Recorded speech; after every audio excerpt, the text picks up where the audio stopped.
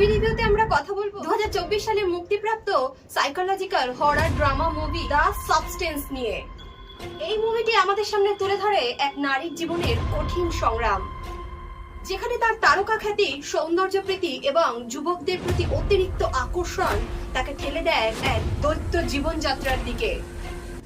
চলুন মুভিটির গল্পের ভিতর ডুব দিয়ে দেখি যে মুভিটি কিভাবে আমাদের জীবনে এক অন্য রকমের অভিজ্ঞতা এনে দেয়। মুভির প্রধান চরিত্র এলিজাবেথ স্পার্কেল, একজন সেলিব্রিটি অভিনেত্রী, যিনি ক্যারিয়ারের শীর্ষে পৌঁছানোর পর বার্ধক্যজনিত কারণে নিজের জনপ্রিয়তা হারাতে শুরু করেন।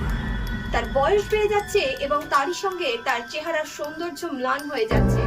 একসময় তার ক্যারিয়ার ঝুঁকির মুখে পড়ল। সেই সময় সে সাবস্টেন্স নামক এক রহস্যময় ওষুধের খোঁজ পায়। ওই ওষুধটি তাকে আর তার বয়সকে প্রতিস্থাপন করে তরুণ করে তোলে, শরীরের ক্ষয় বৃদ্ধি বন্ধ করে এবং তাকে পুনরায় তারকা হিসেবে প্রতিষ্ঠিত হওয়ার সুযোগ করে দেয়।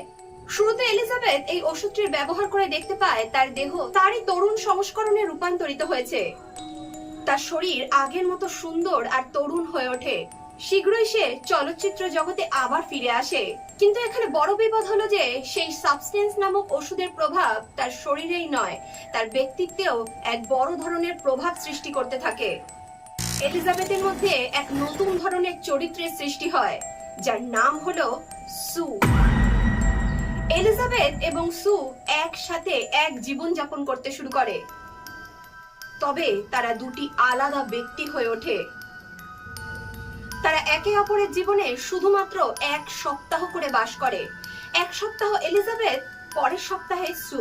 কিন্তু সময়ের সাথে সাথে সু তার নিজের জীবন উপভোগ করতে চায় এবং এলিজাবেথের জীবনে একে অপরের শীর্ষস্থান দখল করতে চায়।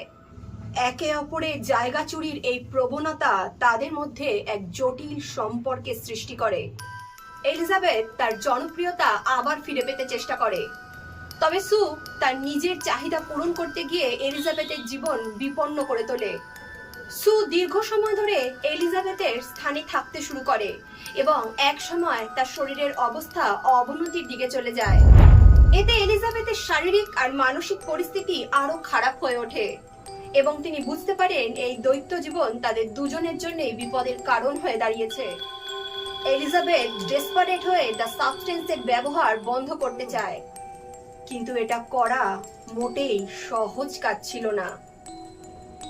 সু তার শরীরের অবস্থা আরো খারাপ করতে শুরু করে এবং সেখান থেকেই এক ভয়ঙ্কর সংঘর্ষের সৃষ্টি হয়। একদিকে এলিজাবেথ তার আসল জীবন পুনরুদ্ধার করতে চায়, অপরদিকে সু তার নিজের জীবন ফিরে পেতে চায়, যা এক ভয়ঙ্কর দ্বন্দ্বের দিকে এগিয়ে যায়। এই গল্পের শেষটা বেশ অন্ধকার।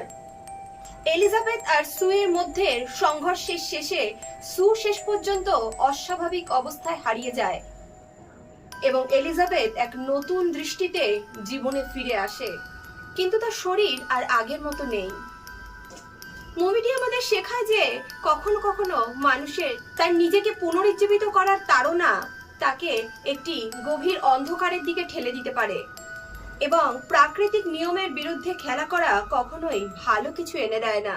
দ্য সাবস্টেন্স মুভিটি শুধু শারীরিক পরিবর্তন নয়, মানসিক পরিবর্তন, দৈত্য জীবনের জটিলতা এবং মানুষের আত্মবিশ্বাসের প্রতি আকর্ষণের ভয়ঙ্কর পরিণতি তুলে ধরে।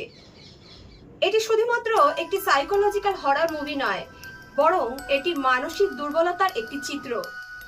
এই মুভি আমাদের শেখায় যে কোনো কিছু অতিরিক্ত করতে গেলে তা আমাদের জীবনে কিরূপ প্রভাব ফেলতে পারে এবং সবকিছুর মাঝে আত্মবিশ্বাস বজায় রাখাটা কতটা গুরুত্বপূর্ণ। বন্ধুরা, আজকের মুভি রিভিউটি ভালো লাগলে আমার এই বাংলা স্টোরি 3M চ্যানেলটিকে সাবস্ক্রাইব করে দিন। তাহলে বন্ধুরা, আবার দেখা হচ্ছে নতুন একটি ভিডিও নিয়ে। ততক্ষণের জন্য টাটা।